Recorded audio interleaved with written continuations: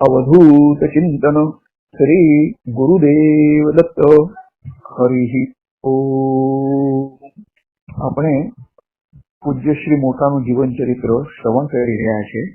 પૂજ્ય શ્રી મોટા એમણે હરિજન આશ્રમ અને હરિજન શાળા એ બંને જવાબદારી સ્વીકારી છે અને આ બંને જવાબદારી સ્વીકારી હોવાથી તેમને 2 પગાર મળતા હતા।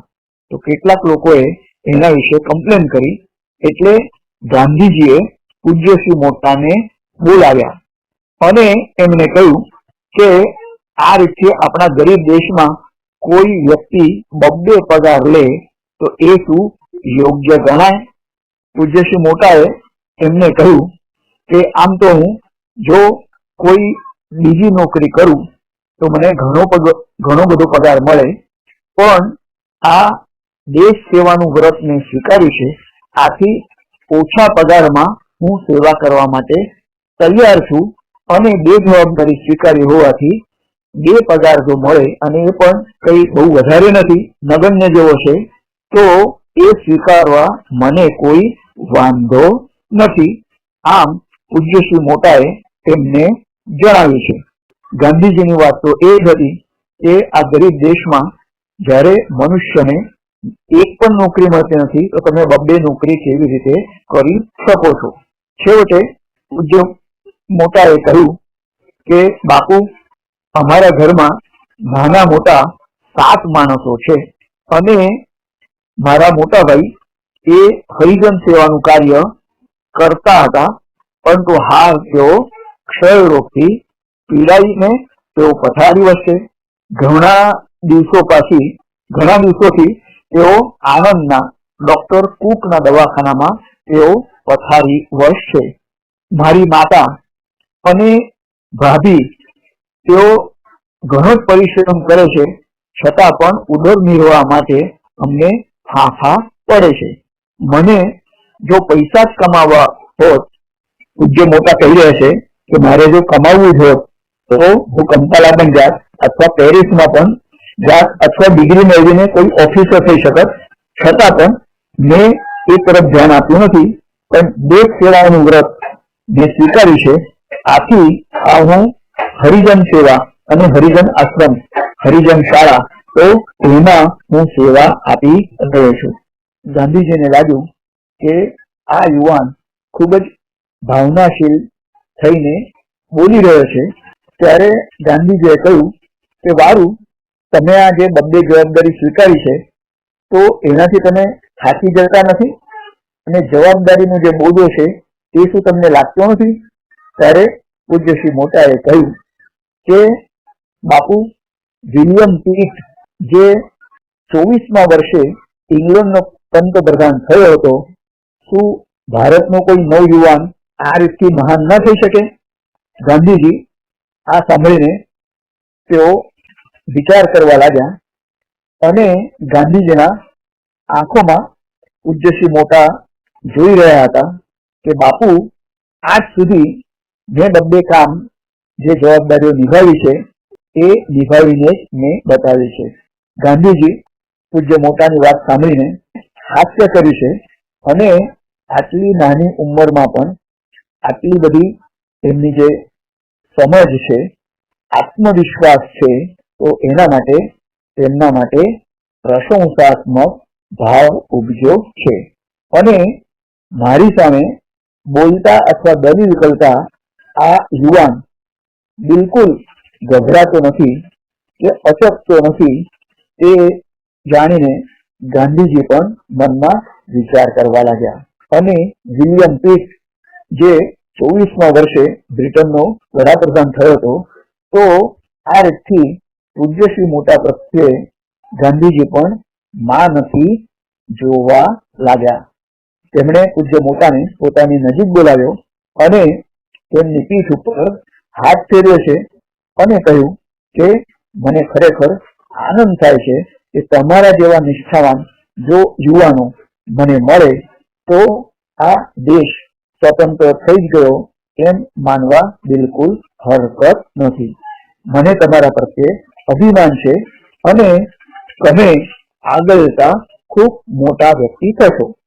તે પછી થોડી ગંભીરતા ધારણ કરીને ગાંધીજી બોલ્યા કે ગમે તેમ હોય પણ છેવટે નીતિ નિયમ તો આપણે પાળવા જ જોઈએ અને આપણે જે નક્કી કરેલી નિયમ રેખા છે તેને આપણે તોડી શકતા નથી અને જો એને તોડીએ તો પછી કશું રહેતું નથી. તમારું કહેવું બધું સત્ય હોય તો પણ એક માણસે બબ્બે ત્રણ કામ સ્વીકારવા અને એનું મહેનતાણું લેવું એ કઈ મને યોગ્ય લાગતું નથી. પૂજ્ય બાપુ પણ એકદમ ચૂપ રહ્યા છે. શ્રી મોટા બાપુજીને પ્રણામ કરીને તેમની વિદાય લીધી છે. લોકોના કહેવા પ્રમાણે અને ગાંધી બાપુના સલાહ અનુસાર કોઈ એક કામ તો તેમણે છોડવું જ પડશે એમ તેમને લાગ્યું અને તેમને એમ લાગ્યું કે ઈશ્વરે આપણને પહેલા કોઈ પણ કામ ન હતું તો બે કામ મળ્યા હતા, તો હવે એક કામ આપણે સ્વીકારીશું અને ઈશ્વરને યોગ્ય લાગશે તો આપણને બીજું પણ કોઈ કામ ઈશ્વર મેળવી આપશે. તેમના અંદાજ પ્રમાણે તેમને એવું સૂચન કરવામાં આવ્યું કે બે માંથી કોઈ પણ એક તમે સ્વીકારો અને પૂજ્ય મોટાએ હરિજન શાળાનું કાર્ય સ્વીકાર્યું છે અને હરિજન આશ્રમનું જે કામ હતું જવાબદારીથી એમણે એનો ત્યાગ કર્યો છે. અને કેટલાક લોકોએ એમને કહ્યું કે આ નિર્ણય વિરુદ્ધ તમે લડવું જોઈએ, પણ તેમને ઈશ્વર વિરુદ્ધ બિલકુલ લડવાની ઈચ્છા નહોતી, કારણ કે આ પણ ઈશ્વરનો જ નિર્ણય છે. તો આપણા જીવનમાં જે પણ કેટલાક પરિવર્તનો આવે છે તો એમાં ઈશ્વર ઈચ્છા કારણીભૂત હોવાથી દરેક પરિસ્થિતિનો આપણે વિરોધ કરવો જોઈએ નહીં એમ પૂજ્ય શ્રી મોટાને લાગ્યું અને તેમણે હરિજન શાળાનું કામ સ્વીકાર્યું છે અને હરિજન આશ્રમનું જે કામ હતું તો એને છોડી દીધું છે. પૂજ્ય મોટા એમના જીવનમાં અનેક પરિવર્તનો આવ્યા.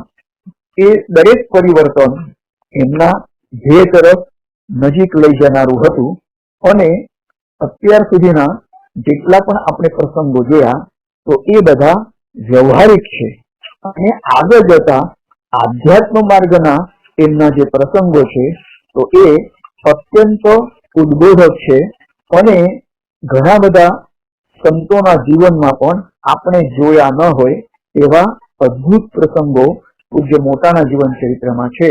એ આપણે ક્રમશઃ શ્રવણ કરીશું. ગાંધીજીના સૂચન પ્રમાણે તેમણે ડિગ્રીનો મોહ રાખ્યા વગર હરિજન સેવા કરવાનું નક્કી કર્યું અને એમાં હરિજન આશ્રમ અને હરિજન જે શાળા છે એમાં તેઓ સેવા વ્રતથી જોડાયા છે અને એમાં જ આપણે આગળ શ્રવણ કરીશું. હેડિંગ છે કે છોકરાઓ એટલે શું ઘેટા બકરા છે?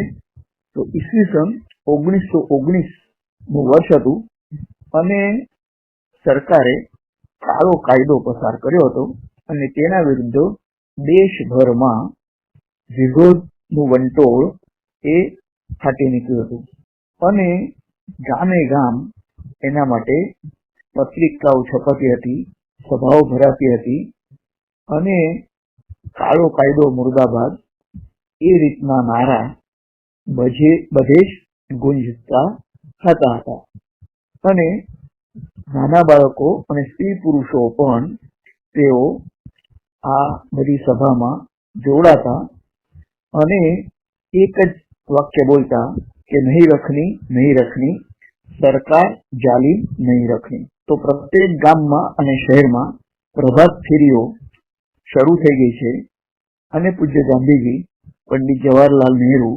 દાસબાબુ, લાલા લજપતરાય, સ્વામી શ્રી શ્રદ્ધાનંદ આમના જેવા નેતાઓના જય જયકારથી મોટી મોટી સભાઓ ત્યાં ભરાતી હતી અને આ રીતથી લોકોની આત્મશક્તિ એ જાગૃત કરવામાં આવતી હતી. ડોક્ટર એની બેસન્ટ જે હતા તેઓ મહાસભાના પ્રમુખ હતા અને તેમણે હોમ રૂલ લીગ ની સ્થાપના કરી અને સમગ્ર દેશમાં સરકાર વિરુદ્ધ ચળવળ શરૂ કરી છે. તો આવા એની બેસન્ટ એક વખત નડિયાદમાં આવવાના હતા. જુદી જુદી સંસ્થાઓ અને કાર્યક્રમો અને સભામાં તેમની મુલાકાત લેવા માટે ઘણા બધા નાગરિકો તૈયાર હતા અને તેમાં પૂજ્ય શ્રી મોટા પણ હરિજન શાળાના તેઓ એક સેવાવ્રતી હતા. તો તેમણે પણ એની બેસન્ટની મુલાકાત લીધી હતી. અનેક સંસ્થાઓ મધ્યે જવાનું હોવાથી જો સમયસર એ સભા પૂરી ન થાય તો સમગ્ર આયોજન એ ખોળંગાતું હતું અને આગળનો કાર્યક્રમ સમયસર ન થાય તો એ પણ એક દુર્દૈવ જ હતું. અને ધીમે ધીમે કેટલીક વાર સભાઓ લંબાતી જ હતી. પૂજ્ય શ્રી મોટાની શાળા માટે સાંજે સમય નક્કી કરવામાં આવ્યો હતો અને શાળામાં બધા જ વિદ્યાર્થીઓ અને પૂજ્ય શ્રી મોટા આતુરતાથી મેડમ એની બેસન્ટની રાહ જોતા હતા. એક અંગ્રેજી સ્ત્રીએ ભારત દેશનું સુકાન હાથમાં લીધું હતું અને ભારતીય લોકોને જાગૃત કરવા તેમણે ખૂબ જ મોટો ફાળો આપ્યો હતો અને ઇંગ્રેજી સત્તાને તેમણે આ રીતે તેનો વિરોધ કર્યો હતો. એવી પરિસ્થિતિમાં આ વિદેશી સ્ત્રી હરિજન શાળામાં આવે તો એક મોટું બાળકો માટે સદભાગ્ય જ હતું. રાહ જોઈ રહેલા શાળાના વિદ્યાર્થીઓ છેવટે કંટાળી ગયા. સાંજ પણ પતી ગઈ અને રાત્રિનો પ્રારંભ થવા આવ્યો તો પણ મેડમ એની બેસન્ટ આવવાનું કોઈ નિશાન દેખાતું નહોતું અને પૂજ્ય શ્રી મોટા સામે આ એક ધર્મ સંકટ ઊભું રહ્યું છે. જો વિદ્યાર્થીઓને પ્રતીક્ષા કરતા રાખવા હોય તો તમે હજુ રાહ જુઓ એમ કહીએ તો એ બાળકો ઉપર એક પ્રકારનો જુલુમ જ હતો. છેવટે પૂજ્ય મોટાએ વિચાર કર્યો કે એની બેસન્ટને આ બાબતમાં તો આપણે સમજાવી શકીશું પણ આ રીતથી કુમળા બાળકોને આપણે બાંધી રાખવા એ ઉચિત નથી અને તેમણે એ વિદ્યાર્થીઓને મુક્ત કર્યા છે અને બધા જ હરિજન શાળાના વિદ્યાર્થીઓ પોતપોતાના ઘેર જતા રહ્યા છે. થોડા સમયમાં સ્થાનિક લોકો, કાર્યકર્તાઓ અને તેમની સાથે એની બેસન્ટ એમનું આગમન થયું છે અને તેઓ જોઈ રહ્યા છે કે શાળામાં તો એક પણ વિદ્યાર્થી ન હતો. તો કેટલાક સ્થાનિક કાર્યકર્તાઓએ ભગતને પૂછ્યું કે ભગત, તમે છોકરાને કેમ રોકી રાખ્યા નહીં અને તેમને તમે કેમ જવા દીધા? તમને તો ખબર જ હતી કે મેડમ એની બેસન્ટ ચોક્કસ આવવાના છે. ત્યારે પૂજ્ય મોટાએ કહ્યું કે હું શું કરી શકું? તમે આપેલા સમયમાં એક તો આવી શક્યા નહીં અને ઘણા જ મોડેથી તમે આવ્યા. તો આવી પરિસ્થિતિમાં એ વિદ્યાર્થીઓને કેવી રીતે આપણે બાંધી શકીએ? એની બેસન્ટ આ બધું સાંભળતા હતા અને તેમના તરફ જોઈને પૂજ્ય મોટાએ કહ્યું, મેડમ, તમે વિચાર કરો કે તમે જો સમય પાડી શકતા નથી તો એની શિક્ષા વિદ્યાર્થીઓને શા માટે કરવી જોઈએ? વિદ્યાર્થીઓ એટલે ઘેટા બકરા છે કે તેમને આપણે આ રીતથી બાંધી શકીએ? તો એની બેસન્ટ તેઓ સમજદાર મહિલા હતા અને તેમને આવવામાં જે મોડું થયું હતું તેની તેમને પણ જાણ તો હતી. પૂજ્ય શ્રી મોટાને તેમણે હાસ્ય સાથે જણાવ્યું કે તમારું કહેવું એકદમ યોગ્ય છે અને તમે યોગ્ય કેસ કર્યું છે. કુમળા બાળકોને આ રીતથી આપણે ગોંધી રાખીએ એ તો અન્યાય કરવા જેવું જ છે. પૂજ્ય શ્રી મોટા અને એ સમયે જે પરદેશથી એ યુરોપિયન નારી ભારતના ઉદ્ધાર માટે જે પ્રયત્ન કરતી હતી, છતાં એમની સાથે પણ દલીલ કરવા માટે પૂજ્ય શ્રી મોટા જો સિદ્ધાંતમાં તેઓ સાચા હોય તો એ રીતથી તેઓ દલીલ પણ કરતા હતા. જે તોફાની વિદ્યાર્થીઓ હતા એમને શિક્ષા કરી એ વિશે આપણે જોઈશું. તો નડિયાદમાં હરિજન શાળાની આસપાસ મુસલમાનોની ઘણી જ વસ્તી હતી અને સ્કૂલના સમયે મુસ્લિમ યુવકો અને જેઓ તોફાની હતા તો તેવા સ્કૂલની નજીક તેઓ રખડતા જોવામાં આવતા હતા અને શાળામાં આવીને ક્લાસમાં બેઠેલા વિદ્યાર્થીઓને પણ તેઓ ત્રાસ આપતા અને પાછા નાસી પણ જતા હતા. તો ગમે તેમ બોલવું અને અપશબ્દો પણ બોલવા.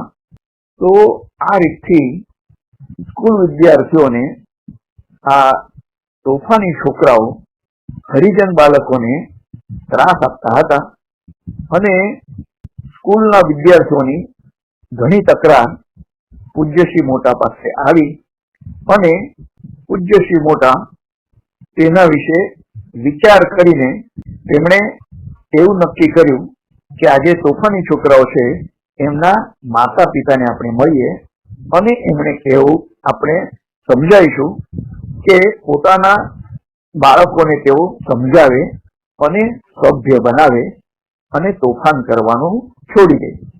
આ રીતની મુલાકાત પૂજ્ય શ્રી મોટાએ એ તોફાની છોકરાઓના માતા પિતાને કરી અને તે તોફાની વિદ્યાર્થીઓ અવારનવાર સ્કૂલના વિદ્યાર્થીઓને ત્રાસ આપતા હતા અને કેટલીક વાર તેઓ મુઠ્ઠી ભરીને ધૂળ તેઓ વર્ગખંડમાં નાખતા હતા અને પાછા નાસી પણ જતા હતા.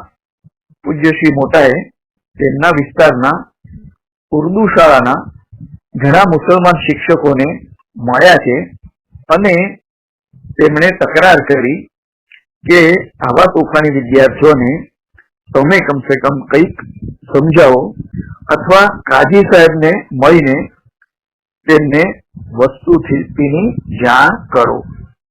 આ બધી વાતો શાંતતાપૂર્ણ રીતે પૂજ્ય શ્રી મોટાએ કરી, છતાં પેલા વિદ્યાર્થીઓમાં જરી કે ફરક પડ્યો નહીં.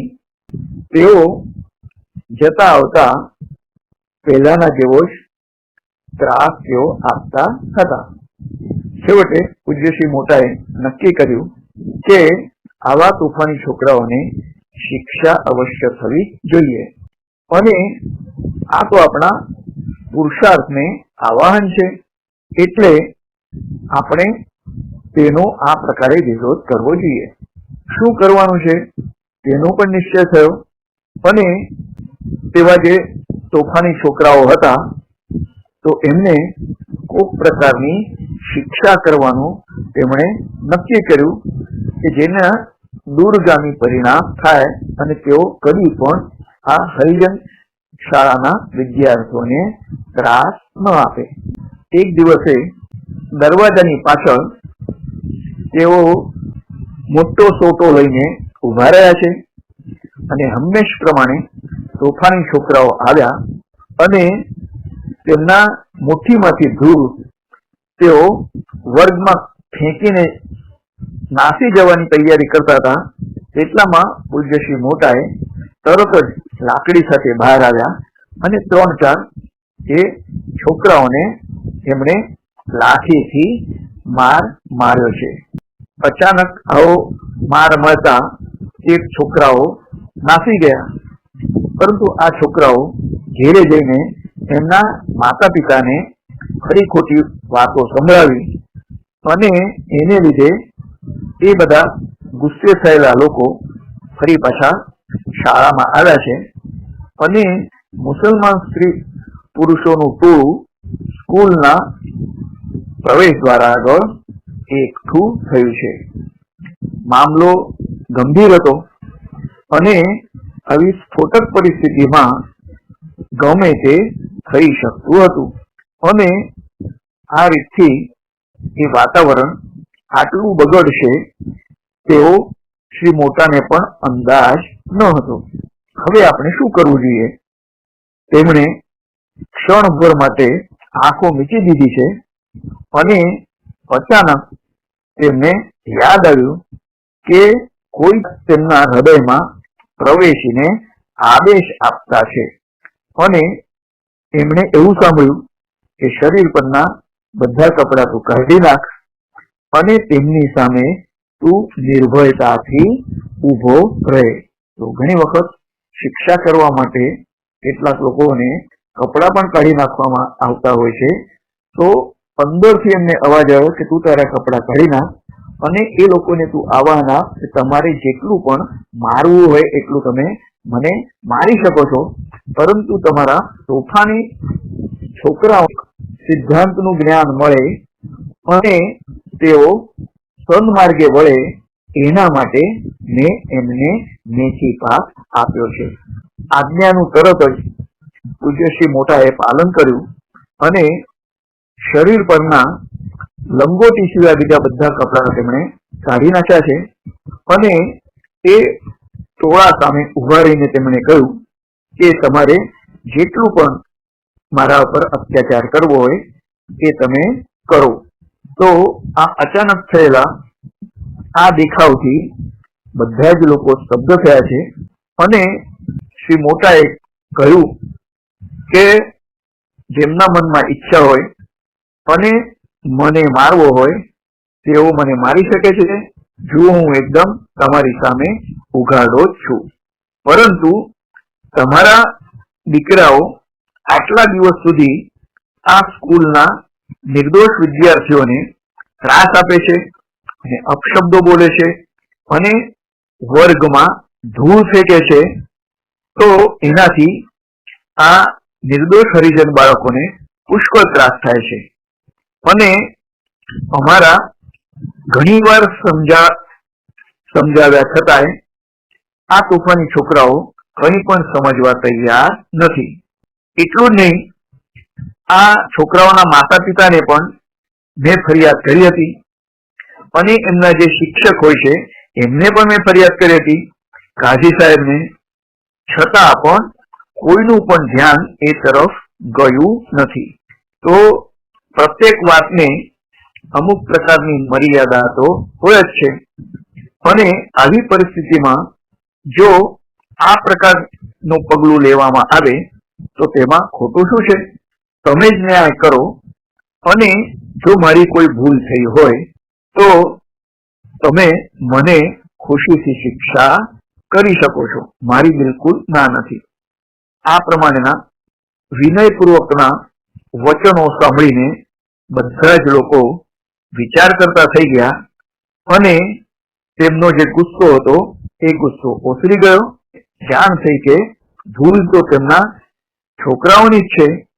આથી તેઓ ત્યાંથી બધા પાછા ગયા છે અને તે વિદ્યાર્થીઓને તેઓ સમજાવતા હતા કે હવે તમે કદી પણ આ હરિજન શાળાના વિદ્યાર્થીઓને ત્રાસ આપશો નહીં.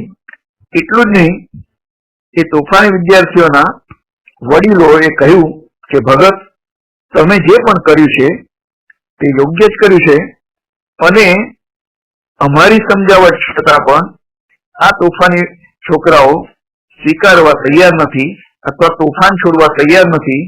આથી તમે આમની જે ચામડી નરમ કરી છે તો એ યોગ્ય જ છે અને એને લીધે હવે આ છોકરાઓ સુધરી જશે અને તોફાનનો પણ ત્યાગ કરશે. હવે જો આ છોકરાઓ ફરી કોઈ મસ્તી કરે તો તમે બેશક એમને કઠોર શિક્ષા કરજો. તો આ રીતથી એ સમગ્ર પરિસ્થિતિમાં એ પરિવર્તન આવ્યું અને જે મુસ્લિમ વડીલો માતા પિતા હતા તો તેઓ શાંત થયા અને ધીમે ધીમે એમના છોકરાઓને લઈને પોતાના ઘર તરફ નીકળી ગયા.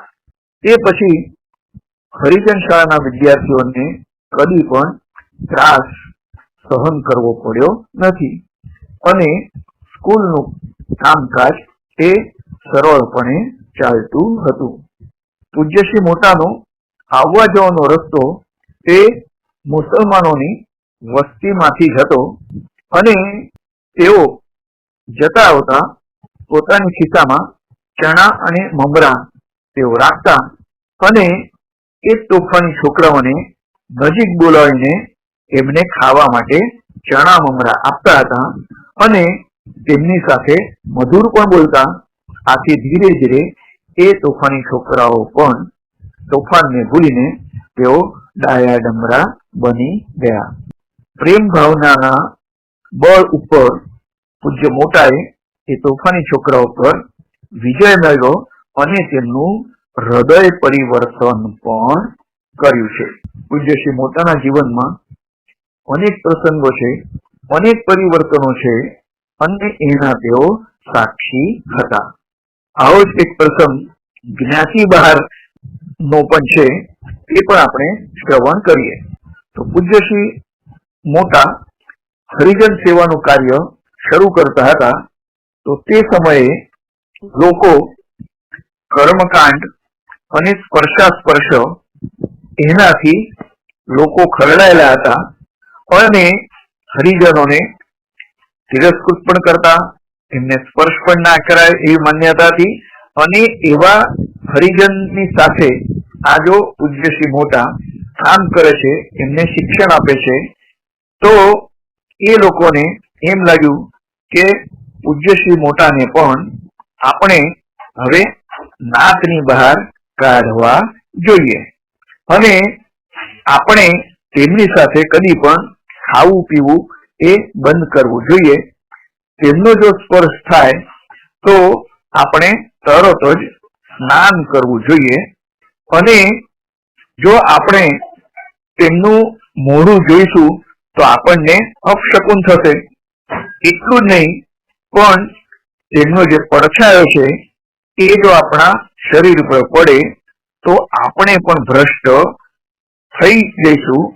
એ રીતથી માન્યતા એ લોકોના મનમાં ઘર કરી ગઈ અને આવી પરિસ્થિતિમાં કૂતરા બિલાડીની જેમ જીવન જીવવું અને સમાજમાં રહેવું તો એનું ઘણું જ દુઃખ એ સુધારાવાદી સમાજ સેવકોને હોય છે અને તેઓ જે દ્રઢતાથી જૂના અને અપરાધ ભાવના વાળા જે નિયમો છે તો એની સામે પડતા એમને ઘણું જ સહન કરવું પડતું હોય છે. દલિત, અસ્પૃશ્ય અને અજ્ઞાની એવા માણસોને એની ઉપેક્ષા કરવાની અને એમને અનેક દુઃખ અને કષ્ટમાં ફેંકી દેવા એમાં તો કોઈ મોટાઈ નથી. તો એમને સહૃદય માનવ તરીકે માનીને જે માનવતાનો ધર્મ છે તો આપણે એમને માન આપવાનું અને એમના ઉદ્ધાર માટે પ્રયત્ન કરવાનો. ઈશ્વર પણ પ્રસન્ન થશે એમ પૂજ્ય મોટાનું માનવું હતું. આવા સમયમાં હરિજન સમાજમાં ભેગા થઈને એમના બાળકોને શીખવાડીને, એમના બાળકોને સ્વચ્છતાના પાઠ ભણાવીને અને તેમની વચ્ચે જ પોતે પણ હરિજન બનીને રહેનારા પૂજ્ય શ્રી મોટા તેઓ ટીકાનું પાત્ર બન્યા છે અને લોકો નારાજગી પ્રગટ કરવા લાગ્યા છે. પૂજ્ય શ્રી મોટા તો માત્ર એટલું જ માનતા કે આપણે ભલા અને આપણું કામ ભલું. આ વિચારસરણી અંતર્ગત સેવા ધર્મો પરમ ગહનો યોગીના ગમ્ય કોપી. કોઈની પણ આપણે સેવા કરીએ તો એ યોગીના કર્મ કરતા પણ શ્રેષ્ઠ છે અને એનું મૂલ્ય યોગીઓ પણ કરી શકતા નથી. એ સિદ્ધાંત પૂજ્ય શ્રી મોટા હૃદયપૂર્વકથી માનતા હતા અને લોકોની નિંદાની એમને કોઈ પણ પરવા ન હતી. હરિજનોને જે અન્યાયપૂર્વક વર્તણૂક સમાજ દ્વારા એ સમયે આપવામાં આવતી હતી, તેમનો સંદેશો એવો હતો કે જે લોકો સહૃદયી છે એમણે આમની સાથે મિલન સહકારથી વર્તણૂક રાખવી જોઈએ અને તેમનામાં આત્મવિશ્વાસ અને ધૈર્ય નિર્માણ કરવું જોઈએ. પ્રેમપૂર્વક 4 શબ્દોની સાથે બોલવા જોઈએ. તો આવી ભાવના ગાંધીજીએ પોતાના નવજીવન સામયિક જે હતું તો તેમાં તેમણે વ્યક્ત કરી હતી. તો આ સૂચનાને લીધે અને આ સૂચનામાંથી પ્રેરણા લઈને નડિયાદમાં સવર્ણ અને હરિજનો એ બંનેનું એક સ્નેહ સંમેલન આયોજિત કરવામાં આવ્યું અને તેમાં સહભાગી થવા માટે એ સમયના જે નેતા ગોકળદાસ બાપુ હતા અને ફૂલચંદ બાપુ શાહ હતા તેમને પણ આમંત્રણ આપવામાં આવ્યું અને આ સંમેલનના આયોજક શ્રી મોટા હતા.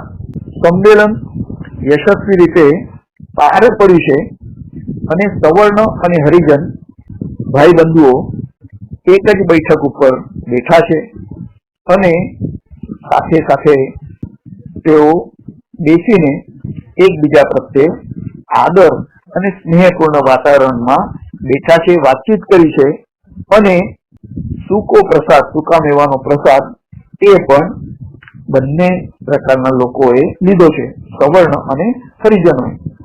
અને પછી ભાષણ કરવામાં આવ્યું અને કાર્યક્રમ સમાપ્ત થયો છે. તો આ જે આયોજન સફળ થયું નડિયાદમાં તેના વિશે મોટો કોલાહલ થયો છે અને તેમાં જે સહભાગી થનારા છે તેઓએ ખૂબ જ મોટો ગુનો કર્યો છે અને તેમને હવે નાક બહાર મૂકવા જોઈએ એમ ઘણા બધા લોકો માનવા લાગ્યા અને એકબીજાને કહેવા પણ લાગ્યા. એટલું જ નહીં, જે ગોકળદાસ બાપુ હતા અને ફૂલચંદ બાપુ હતા તો તેમને પણ નાક બહાર કાઢવા જોઈએ એમ લોકો કહેવા લાગ્યા. પૂજ્યશ્રી મોટા ઉપર પણ આવી જ કાર્યવાહી કરવી જોઈએ એ રીતથી લોકો અંદર અંદર વાતચીત કરતા હતા. તો તે સમયે નડિયાદમાં ગોદડિયા સ્વામી, જેઓ ગોદડી ઓઢીને કે જેમ તેમનું વસ્ત્ર છે તે એવું પહેરતા હતા એટલે એમનું નામ ગોદડિયા સ્વામી હતું. તો તેમનો વિશેષ પ્રભાવ હતો અને તેમના સત્સંગમાં આ વિષય નીકળ્યો છે ત્યારે તેઓએ કહ્યું કે આપણો હિન્દુ ધર્મ કેવો છે એ તો જુઓ અને આજે આપણે શું કરી રહ્યા છે. તમે બધા જ લોકો અહીંયા મારી પાસે એકઠા થયા છે અને હળી મળીને તમે વર્તન કરી રહ્યા છો અને એકબીજાને સ્પર્શ કર્યો તો તેમાં વળી કોણ તમને જ્ઞાતિ બહાર કાઢશે અને જો જ્ઞાતિ બહાર કાઢશે તો એ તેમની સૌથી મોટામાં મોટી ભૂલ છે. અને જે અપવાદ શા માટે? આપણામાં જાતિભેદ બિલકુલ હોવો જોઈએ નહીં. મનુષ્ય એ ઈશ્વરનો અંશ છે તો બધા જ પ્રકારના મનુષ્યો પણ એમનામાં ઈશ્વરનો અંશ હોવાથી તેમને કદી પણ આપણે તેમની ઉપેક્ષા કરવી જોઈએ નહીં અને બધાને સમાજમાં માનભેર સ્થાન આપવું જોઈએ. અને આ જયારે નથી થતું ત્યારે જ આપણા હિન્દુ ધર્મને મોટું નુકસાન થઈ રહ્યું છે. અને ગોદડિયા સ્વામીની જે વાણી હતી, પ્રવચન હતું, તો તેનો પ્રભાવ પડ્યો. જે વિરોધ જાગ્યો હતો એ બધો વિરોધ ધીમે ધીમે એ નષ્ટ થયો અને શ્રી મોટાને જ્ઞાતિ બહાર કાઢવાનો જે વિચાર હતો એ પછી અમલમાં બિલકુલ મુકાયો નથી. એના પછી આપણે પૂજ્ય શ્રી મોટાના જીવન ચરિત્ર અંતર્ગત સેવાવ્રત છે અને હરિને ભજતા હજી કોઈની લાજ જતી નથી જાણી રે. તો એ ભજન એક પ્રકારનું એ ભજન ગાતા હતા અને એક વૈષ્ણવે એમને તમાચો મારી દીધો હતો. તો એ આપણે આવતા પ્રવચનમાં શ્રવણ કરીશું. હરિ ઓ હરિ ઓ હરિ ઓ.